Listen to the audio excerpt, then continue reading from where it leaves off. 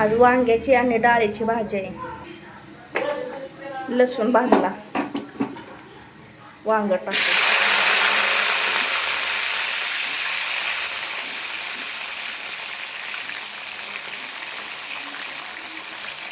वांग टाकलं, वांग हलवून घेऊ. एका साईडला टाकतो.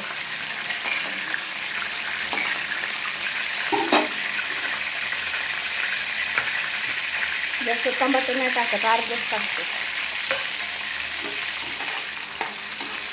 पहिल्या टाकला टाकायचं तर पण ध्यान नाही राहिलं पण परत टाकलं.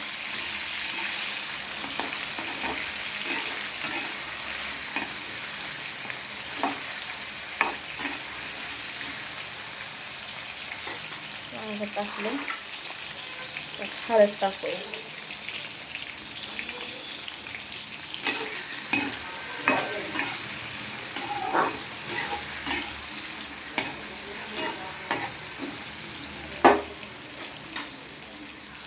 हळद टाकून वांग हलवून घेतलं. त्यात आपण थोडा घरकुल टाकूया, धनापूड टाकूया. म्हणजे आपला घरचा मसाला आहे ते टाकू. त्याला हलवून घेऊ.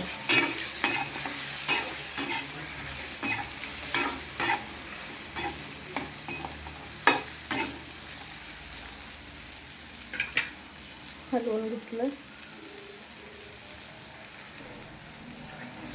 वांग असं चांगलं हलवून घेतलं. त्यात आपण डाळ टाकू. डाळ टाकली, डाळ बी हलवून घेतली.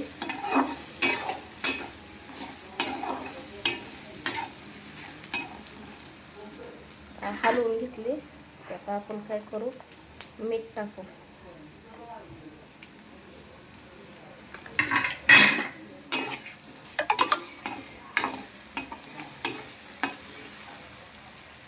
मीठ टाकले. आता त्यात पाणी ओतूय आपण.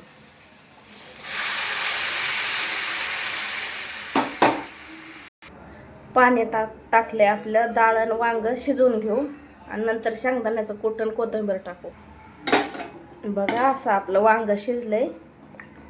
हे बघा शिजलंय आपलं वांग. फोडीचंच केलंय. डाळ वांग म्हणलं की फोडीचं. आणि हे रस्सा का आम्हाला एवढा रस्सा लागतोच चुरून खायला भाकरी संग. आणि आता आपण कूट टाकूया. त्याला एकदा हलवून घेऊ. बघा कूट टाकल्यावर परत हे असं दिसायला लागले. बघा असं कूट टाकून घेतल्यावर वरनं कोथिंबीर टाकून घेऊ. कोथिंबीर टाकून घेतली. एकदा हलवते. का आपली रस्सा भाजी अशी असते आणि आम्हाला हे रोज का नाही रस्साच लागतो. टाकून घेतला. बघा असं दिसते. आता जरा वेळ आपण अजून ह्याला शिजवून घेऊ. चला तर आपण काहीतरी दुसरं काम करूया. भांडी घासून घेऊ. तुम्हाला म्हणलेलं ना वांग शिजू तर भांडी घासू. ह्या बघा एवढी भांडी घासली आणि डाळ शिजली.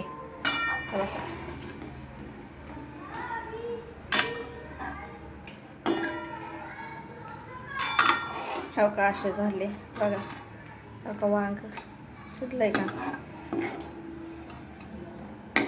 शिजलं वांग बी शिजवून झालं. डाळ बी शिजली आणि भांडी बी घासून झाली.